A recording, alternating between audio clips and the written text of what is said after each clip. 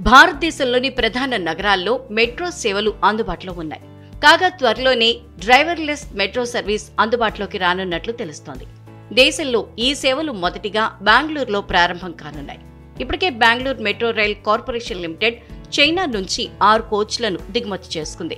దీనిని టెస్ట్ చేయడానికి ప్రత్యేకంగా ఎల్లో లైన్ కూడా సిద్ధం చేస్తున్నట్లు సిగ్నలింగ్ టెస్ట్ అధికారులు పేర్కొన్నారు.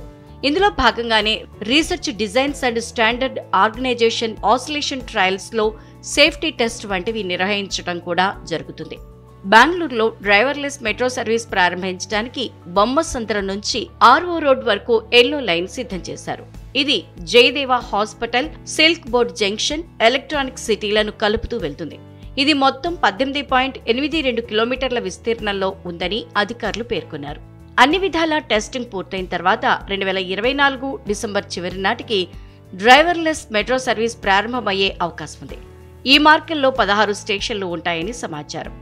ఈ మెట్రో సర్వీస్ ప్రారంభమైన తర్వాత సిల్క్ బోర్డ్, ఎలక్ట్రానిక్స్ సిటీల్లో ఉద్యోగం చేసే ఐటీ ఎంప్లాయీస్ కు చాలా ఉపయోగకరంగా ఉంటుంది.